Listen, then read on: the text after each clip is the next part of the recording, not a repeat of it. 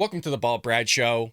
Our lead story of the day is regarding another company is getting the heck out of Dodge. They're closing shop, closing their doors from another Democrat-ran area. And wait till we get into the language that they are using as to why they're fleeing from this area. Folks, we're going to break it down for you today. As always, support a true American patriot by hitting that like and subscribe button. Leave us a short, sweet comment down below. Your help support would be greatly appreciated. So we've seen Starbucks flee from Democrat-ran areas. We've seen Walgreens flee from Democrat-ran areas. CVS is fleeing from Democrat-ran areas. You notice they're all Democrat-ran areas. None of them are Republican. The most recent one that we did cover before today's episode was REI, was getting the heck out of Dodge because they literally couldn't cover the security costs of the theft, the brazen theft that was going on in those areas. I think that was Portland, Oregon. So the newest one here is Nordstrom. So Nordstrom will close both of its downtown San Francisco stores in the coming months, citing here's the language that they are using, dynamics of the downtown market as the region continues to see a rash of retail thefts by brazen thieves. It's amazing how all these thefts are taking place in California, New York City, Portland, Oregon, Seattle, Washington. It's amazing that they're all Democrat-ran areas. Well, in a memo to its employees, you have Chief Stores Officer Jamie Nordstrom said the company will not renew its lease for its San Francisco Centre Nordstrom store and the Market Street Rack store across the street. Quote, "We've spent more than 35 years serving customers in downtown San Francisco, building relationships with them and investing in the local community." How's that working out well now, huh? But as many of you know, the dynamics of the downtown San Francisco market have changed dramatically over the past several years, impacting customer foot traffic to our stores and our ability to operate successfully. So what are these dynamics, you guys? They're using very specific language because I'm sure it's the Democrats that run Nordstrom, but Democrats are sitting there harassing other Democrats by utilizing this retail theft, but also the massive homeless problem they have there. You know what they said? They said impacting customer foot traffic. What could possibly that be? I don't know. Maybe a homeless guy defecating and shooting himself up on the street in front of your customers. Nobody's going to want to shop there. So now, obviously, has a ramification on sales. Nobody's showing up, so now they're closing shop. The last day of business for the Market Street Rack will be July 1st, and the San Francisco Centre location will close at the end of August. The Westfield Mall, where the downtown Nordstrom is located, and its owner, said the closures underscores the deteriorating situation in downtown San Francisco. That came from the San Francisco Standard report. A growing number of retailers and businesses are leaving the area due to the unsafe conditions for customers, retailers, and employees, coupled with the fact that these significant issues are preventing an economic recovery of the area. You notice that nowhere in there are they blaming the Democrats that are running the area, that are driving it right into the ground. You want to know what they're also driving right into the ground, folks, that we keep covering here on the Bald Brad Show? Is the book I wrote, Trojan Horse, How the Left is Destroying America. You're seeing it just in a small form in San Francisco, Los Angeles, Hollywood, Portland, Oregon, Seattle, Washington, D.C. I mean, you name the area that's being ran by Democrats, it's crippling. It's all falling apart. Look at Chicago. Look at New York City. It's unbelievable. Democrats love this stuff. That's why they voted for it in the midterms, folks. You have Westfield saying, has activity engaged with city leaders for many years to express our serious concerns, which are shared by our customers and retailers. We have urged the city to find solutions to the key issues and lack of enforcement again. You love this. You just love this. Again, we see this from the Biden administration. The Democrats solved the problem, and then Democrats are asking other Democrats to solve the problem. That's what you're seeing here. You have Democrats that allow this stuff to happen, and then you have other Democrats that voted for the Democrats that allowed it to happen are asking them to resolve the issue of which they allowed to happen. It's unbelievable. So Nordstrom recently announced the opening of 5 new Rack stores in California, including near the Bay Area. We'll actually see if that comes about. But the National Retail Federation's 2022 Retail Security Survey ranked San Francisco and Oakland as the second most hard-hit metropolitan area by theft in 2020. It's not done. And 2021, just behind Los Angeles. New York City was the third, while Houston placed 4th. What do all those pretty much have in common? Oh, gee, Democrat, yeah, ran. Yeah, it's astonishing. And you guys, I always bring this up because they don't want to make a better place. They claim that they do. They try to they try to empathize and have empathy for certain people. And again, I'm not saying we can't have empathy, but there's a great saying that I learned that empathy in politics is harmful, because while you're having empathy for a certain group of people, you're basically leaving out the other group of people, which is pretty much everybody else, while you have empathy for the small portion. So in the same way, you try to have empathy for the homeless because you don't want anybody living on the street, especially as a Christian. You want to sit there and help them, have them be fed. But when you're incentivizing this behavior, especially the state of California and Los Angeles, which is why we have predominantly the most homeless people in the entire country in these two areas, when you're incentivizing this, well, when you incentivize a certain behavior, you're going to get that of a specific type of behavior, and that behavior is more homeless, and people don't want to have their businesses there. And that's why we saw REI flee Portland, Oregon after spending $800,000 on security, and it still wasn't good enough. San Francisco, where Nordstrom is fleeing, we've all seen videotape of a Target that literally has toothpaste behind a glass wall. You know the security doors that we see that before used to be like high ticket items, very expensive items, like an Apple laptop or something like that couldn't be stolen. They have like toothpaste, shampoo, and all these things. And then what do Black Lives Matter say as to why people should be able to steal those things? They need to feed their family. And if they're not able to feed their family with a shampoo and lip balm and lipstick that they're stealing, well, it's reparations then. It's reparations. It's so unbelievable. Folks, let me know what you think about this. Are you seeing this craziness in your leftist ran area? I live in Los Angeles area, so I'm seeing this brazen theft all the time. Not literally, but just on news outlets. I want to know, is this happening in your red state? Is this happening in your red area? And I shouldn't even say red state, because red states are seeing high crime as well, but it's the Democrat cities in those red states that are causing that crime increase at the end of the day. Let me know what you think about it. Well, moving into our second and last segment of the day, we got a little bit of a short show for today, folks. Teachers, specifically a teacher, says she was told to deceive suspicious parents about children's stated gender identities at school. Now she's suing. I've talked about this for years.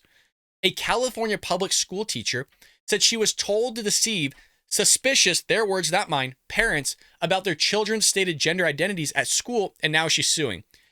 Folks, if you want to know the biggest cover-up in America, like the one story that nobody wants to talk about or acknowledge, is yes, the school system at large on how grades are inflated, kids can't pass a basic standardized test anymore. That's why you don't have a high school exit exam, really. That's why you have an influx of certain prerequisites inflated in the college systems because they can't pass a math test or an English test. I mean, that's one component. The other component is you have these school systems that are just trying to trans your kids, and they are lying to you about everything. Not only are your grades being lied to you, like if you have your son or daughter has like a B or an A, it's probably more legitimately a B or a C. So if you have an A, it's probably really a B because it's inflated. And then that B is really actually a C. And if you have a C, it's probably like a D or an F, probably more like an F because you pretty much just have to go to school to pass nowadays. But the other aspect, again, is you're just being lied to about everything. It's insane. It's insane. I've been in trainings and I was told to do this before when I first became a teacher. Well, what are the details surrounding all this? Quote, it's unfortunate that I have to go toe-to-toe and stand up against a community of people that I love. This is a teacher who's telling this to Fox News. I've been there for 25 years. This is a community of people I care about, people I've served for a long period of time. And so that gives me a pause to have to stand up, but I felt that I had to make that choice. The cable network said attorneys for the teacher and the fellow other teacher, Lori Ann West, both of whom taught for decades at a middle school in Escondido, filed a federal lawsuit last week against the school's leadership, claiming they were effectively required to lie to parents whose children assume different gender identities at school. And I'll break down my experience once I'm done covering this. So Fox News says this. This is actually a detailed thing. The lawsuit, which was filed against administrators with the Escondido Union School District and the California State Board of Education, alleged that the K-8 school districts' harassment and discrimination policies mandated, which I've talked about, teachers to accept a child's transgender and gender diverse identity without hesitation and to hide it from their families. I've been told this before. I've talked about this at length for those that are longtime avid listeners of the Bald Brad Show. I always talked about how the training I was in, talk about trans stuff, LGBTQ identity, and the science department was like rotating the papers, and I always bring that up because I thought it was hilarious because the biology teachers could not, for the love of them, understand how gender was fluid. And so they're trying to be told all this and try to accept it because they don't want to be fired. So we were told that if a student is trans or part of the LGBTQ community, we couldn't tell the parents because the students didn't want to be ousted. This comes from the school psychologist. And Furthermore, they didn't have to tell you their pronouns. They didn't have to tell you what gender they were, what they felt like that day. You just had to know. And if you didn't know and you didn't call them by the correct pronoun, you could potentially be fired. And you were mandated not to tell the parents for the kids' health. Is like a safety reason. It was a safety concern. Because remember, the one thing they always push here, and you especially hear this in the new trans movement, is that, well, they could die. They could kill themselves. So that's why they push people to be trans. At least one of the mechanisms to be trans is and have parents go along with it. Because if you didn't trans your kids, then the end result is they're just going to kill themselves. That's always the conversation. And by the way, I always want to preface, if you're having those type of suicidal thoughts, please call a hotline. We care about you, regardless if you're trans or not, by the way. Conservatives, Republicans, especially people of faith, we love you. We want you to get the help. Okay, just because we're having this conversation that we don't believe that you can transition, that we don't think that even though you're biological male, you could somehow transition to a female. We don't believe that. At least I don't. I still want you to seek help. You're a person. You're a human being. So if you're having those thoughts, even for those that are Bald Bradshaw listeners and visitors, folks, get the help you need. Heck, email me. Okay, my email's in the description below. Email me. I want you to be here on Earth with the rest of us. But teachers are being mandated to basically hide this stuff from you. The suit also claims they were instructed to use students' preferred names. There you go. Students' preferred names and pronouns in school, but to revert to their biological pronouns and given names when speaking with their parents. I know this 100% because it happened to me, and that was one of the main discussions we were having was we use a system called Aries. If the child's name is David in Aries, that's their legal name because the parents have to authorize that name in Aries for it to go through. But the kid wants to be called Rachel in the classroom. So you have to call them Rachel because if you don't call them Rachel, even though their legal name is David and that's what you have in front of you, you could be fired. And that name could change, by the way, as well as pronouns throughout the day by just going to the bathroom, coming back with a different bracelet or pigtails or whatever, or a different colored shirt. It just depends. So they're mandated to do this, by the way.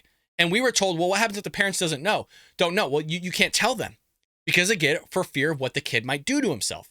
Teachers were told to tell a suspicious parent that they were allowed only to discuss information regarding the student's behavior as it relates to school, class rules, assignments, etc., according to the suit. According to a transcript on a February 3rd, 2022 training presentation, it's like it's talking about my school and it's not, or at least the previous school that I was at, not my current school site. Training presentation at the Escondido Unified School District staff about, quote, the rights of gender diverse students obtained by Fox News Digital. Teachers were instructed that a student's assertion is enough to determine gender identity and that failure to affirm, it would constitute harassment. That's why you'd be fired. Even if that was not your intention. Again, you can literally change genders because it's gender fluid. You could walk into the classroom and you can leave the classroom being called Rachel.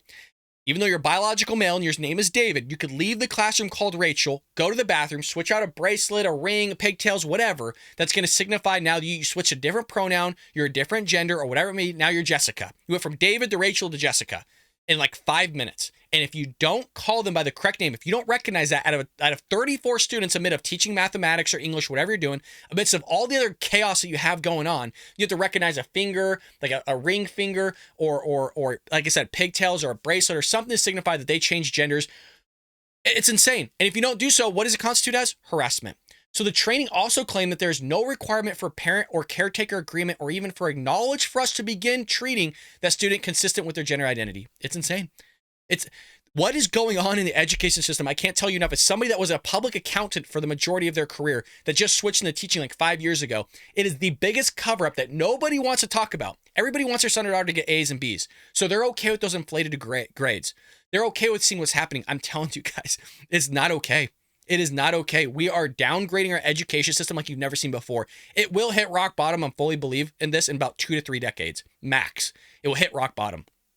So you had the teacher added that the cable network that last year she personally was faced with the dilemma with several new students asked her to refer to them as different names and not to tell their parents, which you have to do, by the way. While she was figuring out how much to approach a situation or how to approach it, the teacher told Fox News she learned from the school counselor, sometimes it's the school psychologist as well, by the way, that teachers' names, or students' names rather, would be changed or were being changed in official school records without parental knowledge or consent. That one, you just saw my reaction. That one is new to me because I was told specifically, and still to this day, the only way that you can change the school records is through parents. That's insane, you guys, because a lot of this stuff is legalized or is legal. Like, for example, I have to take attendance every morning. That's like a legal document. The school is responsible for your son or daughter. So that legal document, it plays a role in many of things, especially the name that's on it. So how do teachers and educators know better than their own parents and families? Why are we taking over the welfare of these kids and decisions as personal as their given name? Thank you. I'm just there to teach math. Can I instruct certain values into your son or daughter by coming to school on time? Okay, being respectable or respectful to others and being respectable too. But those are like basic foundations that I think everybody could agree upon. I'm not there to be their parent. I'm not there. I don't have kids, and maybe I want to have kids in the future, but that's not my kid. Okay, you can still values in them that you want to instill. Okay, you don't know me, and you might know me, and if you do, that's fine. But I'm not there to be again their parent. I'm just there to teach math and be kind to them. That's all I care about. Just be successful. That's all. Just do well, please. That's all I care about. So the teacher asked, according to the cable network, I just felt that was really overstepping as a teacher. Yeah. And as an educator, that's overstepping our role in their lives. And then we're not allowed to tell their parents, I just thought it doesn't seem right. No, it doesn't seem right whatsoever. It's terrible. So what did the school have to say about all this? The Escondido Union School District is committed to providing a safe and positive environment that enables our students to learn and actualize their unlimited potential, that empowers our teachers to excel as educators. As part of the commitment to student learning, the district observes all federal and state laws. It sounds like Karine Jean-Pierre, does it not? Not answering the question at all. At all. And look, I'm going to repeat myself, you guys. Nobody wants to talk about this. Nobody wants to talk about the inflated grades, the crimes that go on campus, the harassment that's happening to teachers and the students too, by the way.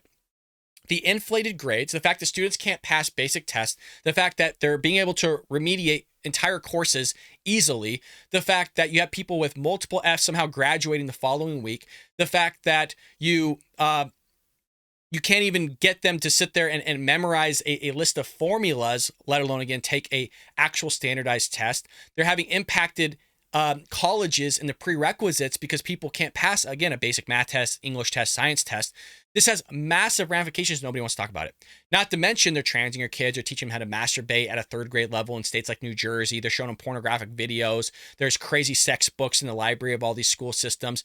And you want to know how I know that nobody wants to talk about it? At least partly the reason. One is you bring it up or you do a video on anything with the school district. It's the least watched videos, very similar to immigration. But also, two, I've sent out hundreds of emails to other podcasters saying, hey, I'll give you an inside viewpoint of what I'm reading here. I will tell you anything you want to know that I've seen firsthand and what I've heard about or their studies on. Zip, zilch, nada. You go from the Daily Wire that loves to boast about this stuff. You go to the Blaze that loves to boast about this stuff and talk about it. Nobody wants to actually have a conversation with a conservative teacher that's in the classroom, still present day, that could tell you, hey, I wasn't always a teacher. Let me tell you how it was when we all went to school. Let me tell you how it's changed. It is insane. And you're kind of yelling to the skies. And I understand we're a small podcast here. I mean, I wouldn't even say small at this point. We had 32,000 subscribers. And thank you to everybody that follows the show, by the way. I love you guys to death. So we're not that small, but it just goes to show you that's one thing that really shocked me. Is small or not, nobody wants to have the conversation about the education system. Everybody says they do, right? Everybody says they want to talk about this stuff and they care about your kids being trans and what's going on, but nobody really. Put in the comment section below. Everybody write in the comment section below, because I'm curious, because this could be like an anecdotal thing that I'm talking about. Name the outlet and name who the teacher was. Even if you don't know the teacher, name the last time you saw an outlet have a long form conversation with an educator on the right side of the aisle, like a conservative Republican like me. Sitting down saying, hey, what's going on with the grades? Why is grades inflated? What have you seen in the classroom? What type of harassment's taking place? What kind of studies have you heard? What do you think about the trans movement? Have you seen an exponential function in terms of kids transitioning from male to female? Have you seen an increase in LGBTQ activity on campus? What have you heard from other teachers? Let me know if you've seen any of that. Hand to God, I have not. I haven't. There's one outlet that I saw, and that was Joe Rogan's podcast, and it wasn't even about that. It was about IQ scores, and it was talking about the bell curve by Charles Murray's book. Other than that, nobody wants to talk about this stuff. I think it's one of the biggest issues outside of immigration, as well as the debt ceiling or our budget on how we're basically $31.7 or $30.7 trillion in a deficit. So enough of me rambling, a little bit of a shorter show, folks. You know I love you to death. Thanks for always listening to me complain and bitch and moan, but folks, we're all on the same page here, hopefully, with a lot of this stuff. Let me know what you think about all this in the comment section below, and I'll see you tomorrow here on The Bo Brad Show.